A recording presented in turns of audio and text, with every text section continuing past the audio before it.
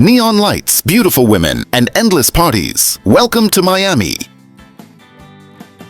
Located in the southeastern part of Florida, Miami is one of America's most colorful metropolises with a population of approximately 450,000. But the real story begins far beyond these numbers.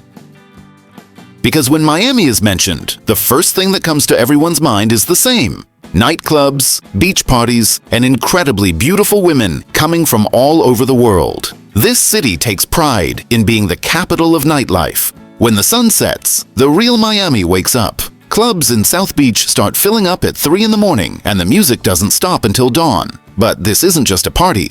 It's actually a huge business network. Because making a table reservation at these clubs sometimes costs tens of thousands of dollars. Russian businessmen, Arab princes, rich kids from Latin America, they're all here. And of course, to attract them, models, dancers, beauty pageant contestants coming from all over the world. In Miami, beauty has become an industry.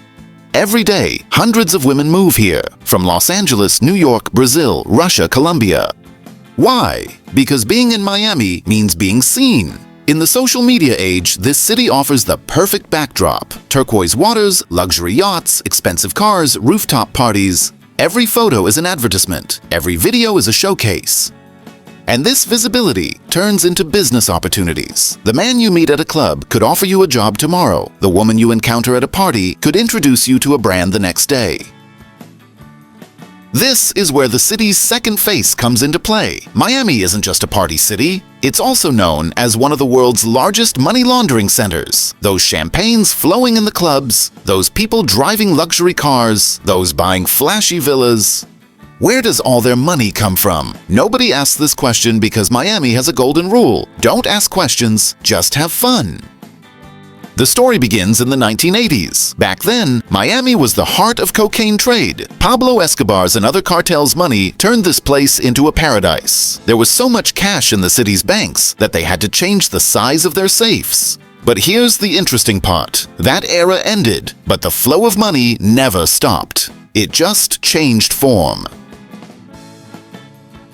Today, when you go to Miami, look at the giant skyscrapers by the sea. Most of these buildings are empty. Yes, you heard that right. There are apartments worth millions of dollars, but nobody is living in them. Because they're not bought to live in, they're bought to hide money. Russian billionaires, Venezuelan politicians, Chinese businessmen. They all buy apartments here and never come. The apartment is empty, but the money is safe. Another face of the city is its incredible connection with Latin America. 70% of Miami's population speaks Spanish, and it's hard to hear English on the streets. When you step into Little Havana, you feel like you're in Cuba. People playing dominoes in street cafes, masters rolling cigars. But this isn't just a nostalgic atmosphere. Miami has become the real capital of Latin America. Why? Because when the economic crisis started in Venezuela, wealthy families moved to Miami. When inflation exploded in Argentina, they came to the same place. When political uncertainty increased in Brazil, guess where they fled? Miami is no longer just a vacation spot. It's a safe haven. And this Latin influx has completely changed the city's character. Now, to be successful in Miami, you must know Spanish. And of course, when so much money and beauty come together, luxury follows. Look at the shopping centers. All the world's most expensive brands are here. But what's really interesting is this: most of the customers coming here aren't even tourists. People coming from South America on private jets spend hundreds of thousands of dollars in one day and go back. Miami represents another level of luxury consumption. Then there's the crypto matter. A few years ago, Miami's mayor started receiving his salary entirely in Bitcoin. The city decided to become the new center of the crypto world. Blockchain companies, digital currency conferences, NFT fairs, all in Miami. But there's something interesting here too. The privacy of cryptocurrency has found perfect harmony with Miami's already existing don't ask, don't tell culture. In a city where nobody asks where money comes from, digital currency has found paradise. Let's go back to the beaches. Palm trees on Ocean Drive, pink and turquoise buildings, the sandy beach, postcard beauty. But this place is actually completely artificial. It was created in the 1920s by filling in swamps, and now it's slowly sinking. Due to climate change, sea level rises every year, and the city spends billions of dollars installing pumps and building walls. This is where the real strange situation begins. Miami is the center of wealth and luxury, but at the same time, it's one of the cities that will be most affected by climate change. Scientists say that in the future, some parts of the city will be completely underwater. But real estate prices are still rising. People are still buying homes by the sea, paying millions of dollars. Why? Because Miami doesn't think about tomorrow, it only lives for today.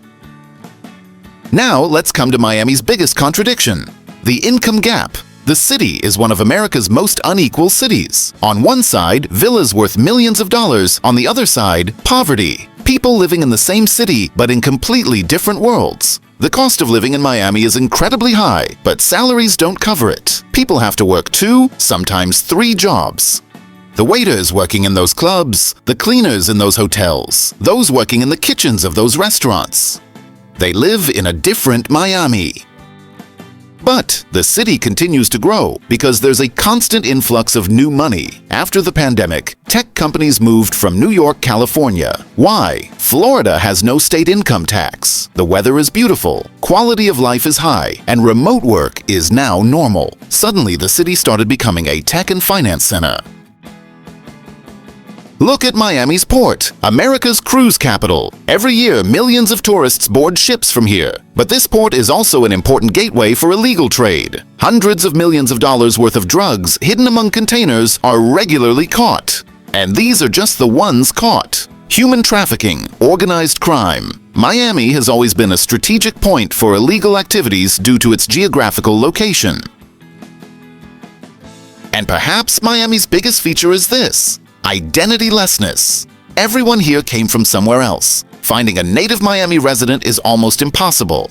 Everyone is an immigrant. Everyone is a foreigner. Everyone is trying to build a new life.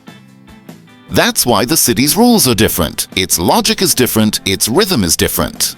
Miami is the least American city in the United States. Spanish is more common than English. Latin culture is dominant. Perhaps that's why it's so attractive, because it's familiar but foreign, comfortable but dangerous, bright but dark. And finally, we come to this question: is Miami real? Or is it a giant set? Is it a real city or just a playground for the rich? Maybe the answer is both. Miami is simultaneously real and fake, genuine and artificial, permanent and temporary. When the sun sets and the ocean in South Beach turns red, when the lights of the night start to come on and the city welcomes a new party, Miami shows itself once again. A city that doesn't think about tomorrow, doesn't dwell on the past, only lives in the moment. Maybe tomorrow it will be underwater, but today it's here and shining brightly. And this glow continues to attract people from all over the world. Dreamers, adventure seekers, those wanting a new beginning, and of course, those beautiful women.